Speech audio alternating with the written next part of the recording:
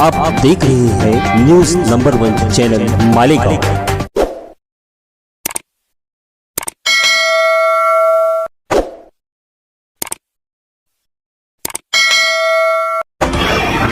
मैं हूँ रियाज शाह और आप देख रहे हैं न्यूज नंबर 1 चैनल मालेगांव। आइए नजर डालते हैं कुछ खास खबरों के। टेंडर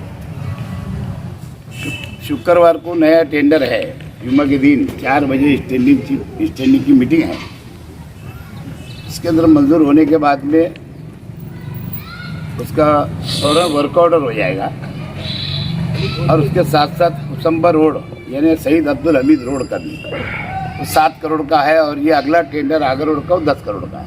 नहीं, ये पहले 9 कोटी का शुरू है और जूनियर रोड का नया कितना मंजूर है? 10 करोड़ का अगला अंसार पत्र के आगे से देवी के मल्ले का थोड़ा गोंधळ उडाला। होटल से अप्सरा होटल मिलन अप्सरा होटल से हाँ करीम नाका मिलन होटल नहीं बोलता मैं तो बात की आई हो अप्सरा ते कुठून कोणता नाका? करीम नाका जुना अप्सरा हॉटेल तर करीम नाका हो 7 कोटीचा आहे तो।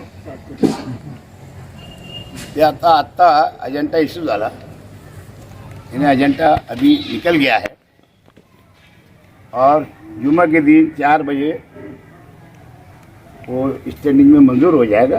यही 2 विषय स्टैंडिंग में है। एक 10 कोटी आणि एक 7 कोटी ऐसा 17 कोटी एक काम है दोनों मिला के। और शनिचर के दिन 12 बजे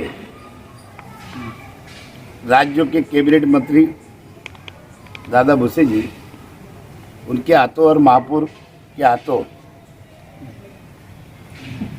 उसके दोनों रास्तों का उद्घाटन होने वाला है। भूमि पूजन उर्दू के अंदर अपन संग बुनियाद और मराठी के अंदर भूमि पूजन। उसके अंदर हमारे उस इलाके के सभी कारपोरेटर कांग्रेस के 12 नवंबर जुम्मा को जो बंद बनाया गया सब पार्टी के लीडर लोग का कुछ न कुछ बयान आया।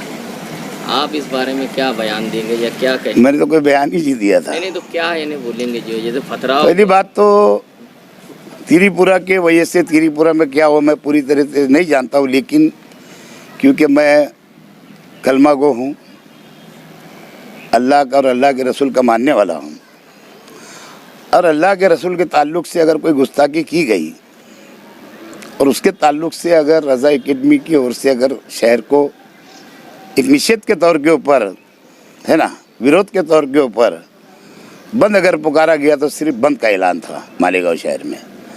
और ऐसा प्रतिसाद मिला कि मेरे जवान हो रहा था, जवान से लेके अभी मेरी आज 65 वर्ष की उम्र हो गई और 66 में लग गया हूँ। ऐसा बंद कभी नहीं देखा कि गली कूचे की किराना भी बंद थी, गली कूचे के अंदर पप्पड़ वगैरह भी नहीं बिक रहा था, फल्ली भी नहीं बिक रही थी। यहाँ तक हुआ कि मालेगांव की एक प्रथा है कि बेटियाँ जुम्मे के दिन बाजार करने माँ बाप के घर पे जाती, वो भी नहीं गई। लेकिन ना जाने कुछ लोगों को ये शहर के अंदर 2001 का फसाद याद आ गया और 2001 के अंदर मैं अंदर था और इत्तेफाक से उस वक्त तो कारपोरेशन डिक्लेरेशन हो गई, नगर पालिका का महापालिका हो गई और 3 का पैनल डिक्लेयर हो गया।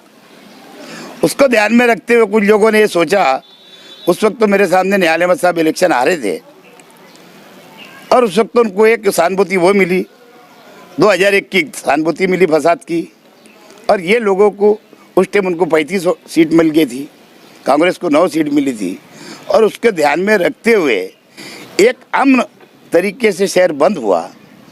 अमन खराब करने वाले अगर कोई लोग है वो लोग है फरार। एक कंपाउंड के 5-6 लोग हैं और जो शहर के अंदर ने बोले, क्या बोले, क्या अयाज हलचल बोले वो राष्ट्रवादी का मेंबर है बोले और एक जनता दल का है बोले, मेरी पार्टी का मेंबर ही नहीं है बोले। और इधर बोले उर्दू वालों को, बता मराठी का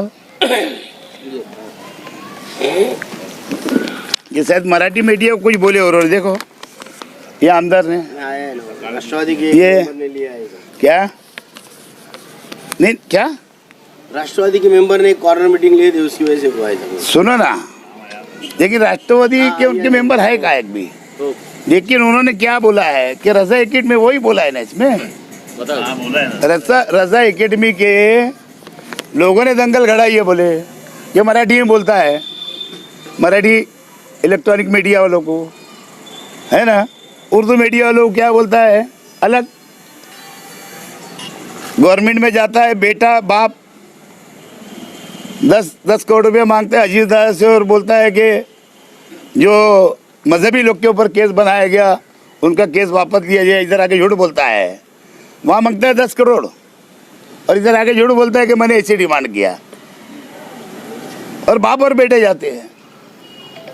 अजीत दादा बैठे रहते हैं, खड़े रहता है ना। तो इतना झूठा आदमी देखा नहीं, ऐसा कैसा ये प्रतिनिधि है हमारा, इस तरीके शहर को लेके चला जाता है क्या? कुछ घटना घटी है, होते रहता है। हिंदुस्तान है हमारा, एकात्मता का हिंदुस्तान है। हिंदू मुस्लिम आज लड़ता है, कल एक साथ बैठता है, लेकिन इसको तूल दे करके और शहर को ज्यादा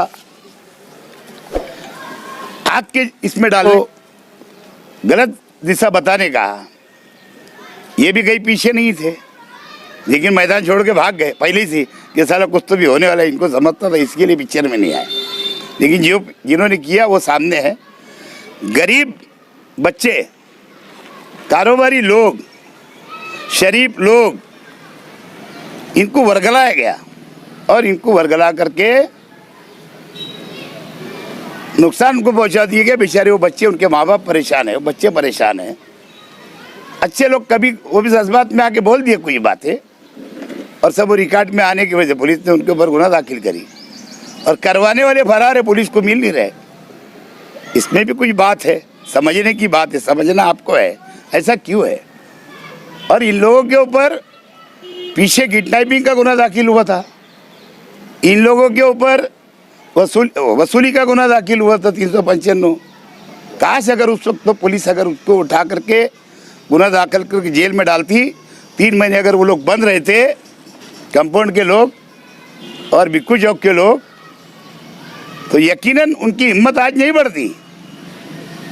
उनकी हिम्मत बढ़ाने के पीछे कोई ना कोई तो ऐसे अधिकारी है जो उनकी हिम्मत बढ़ी, और उनको उस वक्त तो अटक नहीं किया गया, उनको छूट दी गई, और उनको एंटीसिपेटरी बेल मिलने तक उनको अटक नहीं किया गया, और वही वजह से इनकी हिम्मत बढ़ी। पूरा अमन तरीके से शहर बंद हुआ। कोई अमीर गरीब, कोई कारोबारी, कोई शासी पार्टी नहीं चाहती थी, लेकिन इन लोगों की हिम्मत इसलिए बढ़ गई क्योंकि एक तो 100% बंद दिखा मुस्लिम इलाका, और इनके अंदर गुरूर आ गया, घमंड आ गया, और इन्होंने कंपाउंड के अंदर पब्लिक को बुलाया। ये चाहते तो 5 लोग गाड़ी के अंदर बैठते, पुलिस डिपार्टमेंट के ऑफिस में जाते या प्रांत या तहसीलदार के पास जाते, निवेदन देते, गुच्छू बातें, और लोगों को बोलते भाई अब कारोबार खोल दो।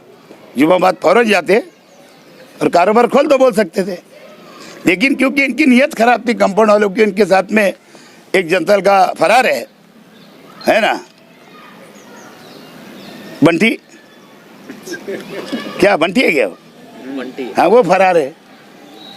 न्याल अहमद तो ऐसे नहीं थे, उनका दामद ऐसे कैसे गया है, लोगों को अटका दिया, और उनके समझिया ने भी लोगों को अटका दिया और फरार हो गए, और पुलिस को मिली नहीं रही। क्या बात है?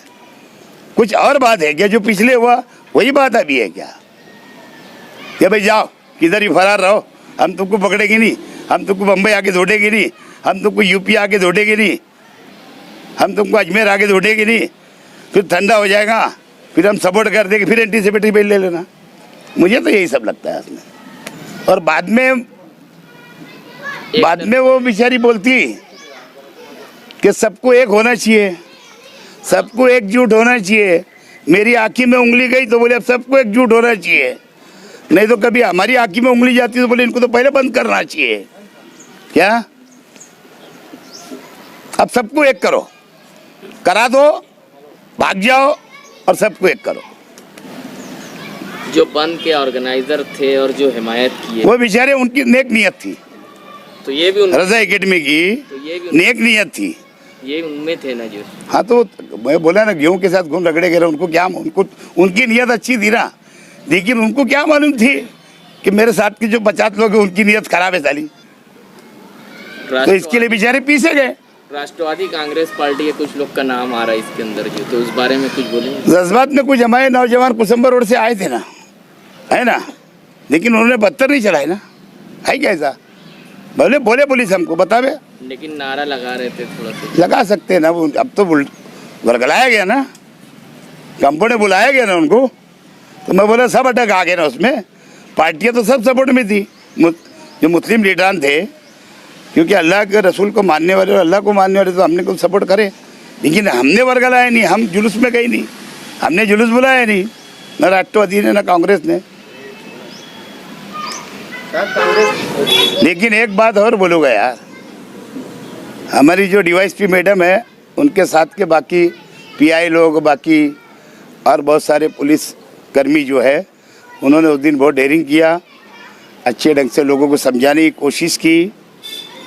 वो बहन ने तो बोला कि आप मेरे छोटे छोटे बच्चे हो, आप लोग घर चले जाओ, क्यों आप लोग ऐसा करें, क्यों अपना कम उम्र के बच्चे थे, अगर वो बहन चाहती तो गोली चलाती थी, लेकिन सिर्फ आंसू गैस से और लाठीचार्ज से काम लिए, वो भी लाठीचार्ज जो इसलिए करे कि उनके ऊपर बाकायदा फतरा हुआ, उनको मार लगी, किसी को पाँव में लगी, एडिशनल एसपी को कहाँ लगी, तो किसी को गले में लगी, है ना, ऐसे वारदात हुई, इसके लिए लाठीचार्ज उतना उन्होंने किए। लेकिन मुबारकबाद दूंगा बहन को, उसके वजह से शहर के अंदर गोली चलने से रुका और दंगल होने से बच गई पुलिस और पब्लिक की। इस वीडियो को लाइक करें, हमारे चैनल को सब्सक्राइब कर बेल आइकन जरूर प्रेस करें। हम